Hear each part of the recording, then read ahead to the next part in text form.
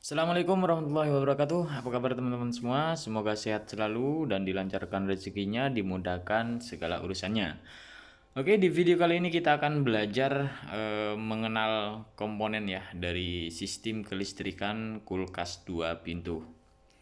Jadi untuk yang baru belajar dan baru bergabung di sini saya akan jelaskan mengenai komponen-komponen apa saja dan sistem kelistrikan kulkas 2 pintu ini. Jadi untuk kulkas 2 pintu ini banyak banget ya untuk komponen-komponen dan sistem kelistrikan kulkas 2 pintu.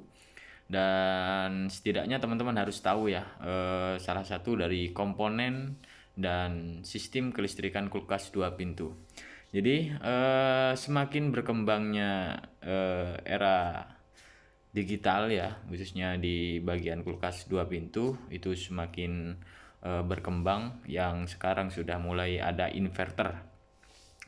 Nah, di sini kita langsung saja. Di sini untuk di kulkas 2 pintu itu terdapat beberapa komponen ya, yaitu termostat, timer, ada juga thermodefrost yang sering kita ganti ya, teman-teman ya. Heater, fuse, dan ini juga ada kipas, mesin kompresor, overload, PTC atau relay ya. Dan di sini juga ada lampu.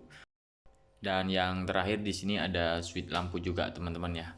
Jadi di kulkas 2 pintu ini banyak banget, dan teman-teman bisa setidaknya mengenal salah satu dari sistem komponen-komponen kulkas 2 pintu ini. Jadi ketika ada kerusakan di bagian kulkas 2 pintu, teman-teman bisa memperbaiki untuk kulkas 2 pintu ini ya. Jadi kita akan belajar bersama-sama teman-teman ya. Oke, kita langsung saja. Yang pertama di sini ada termostat. Jadi untuk di kulkas 2 pintu ini ada termostat ya. Nah, letak dari termostat itu sendiri itu kalau kulkas yang lama itu biasanya ada di bagian freezer. Itu termostatnya ada di situ, dan untuk yang kulkas sekarang itu ada di pintu bagian bawah, dan ini berfungsi untuk mengatur suhu ruangan. Jadi ketika suhu ruangan sudah mencapai suhu yang sudah kita tentukan, maka otomatis mesin kompresor akan istirahat dan akan mati. Sebaliknya ketika suhu sudah mulai naik, maka mesin kompresor itu akan kembali bekerja untuk mendinginkan ruangan, teman-teman. Jadi seperti itu. Oke, next di sini ada timer ya. Jadi timer ini berfungsi sebagai mengatur keseluruhan di bagian sistem kulkas 2 pintu ini. Jadi untuk timer ini banyak banget ya macam-macam dari timer ini. Bentuknya juga berbeda-beda, tapi fungsinya juga sama. Dan di sini ada dua timer, yaitu timer sepertiga dan seperempat. Nah, ini biasanya kalau yang seperempat itu di kulkas 2 pintu merek SAP itu memakai timer seperempat. Untuk yang lain itu semuanya sepertiga. Oke, next selanjutnya di sini ada fuse ya. Ya, ini yang sering teman-teman tanyakan, dan ini penyebab dari kulkas 2 pintu hanya dingin saja. Ini karena satu faktor ini ya. Ini bisa jadi untuk sensor defrost ini yang sering terjadi kerusakan di bagian sensor defrost. Nah, kalau misalkan sensor defrost ini sudah mulai rusak, otomatis ya heater itu tidak akan bekerja karena nunggu perintah si sensor defrost ini. Kalau sensor ini defrost ini sudah nyambung, maka arus PLN yang menuju ke heater itu sudah nyambung, dan ini sudah pasti panas, teman-teman. Jadi ketika sensor defrost ini sudah mulai rusak, teman-teman bisa ganti. Dan untuk ciri-ciri dari sensor defrost ini rusak, nanti kulkas itu hanya dingin saja tapi nggak bisa beku. Dan untuk bunga es itu banyak banget di dindingnya. Oke, next yang kedua di sini ada heater. Jadi sesudah thermodefrost di sini ada heater.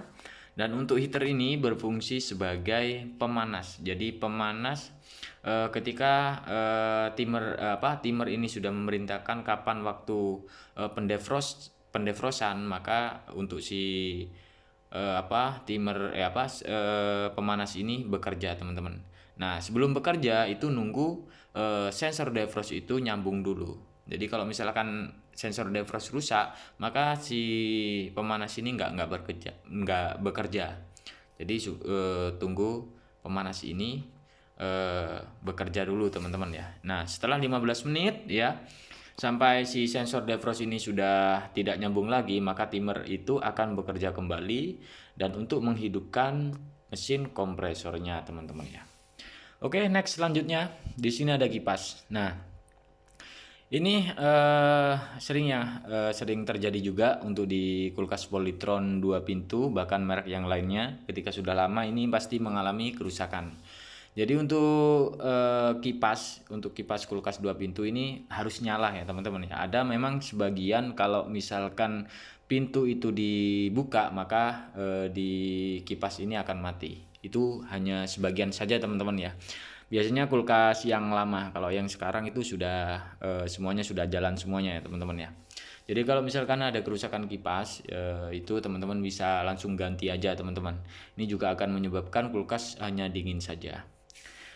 Oke, next selanjutnya di sini ada fuse. Nah, di sini yang jadi di sini untuk fuse memang ada sebagian untuk fuse ini bergandengan dengan sensor defrost ya. Itu jadi satu, yaitu dengan kabel 3, ada juga yang memang hanya kabel 2.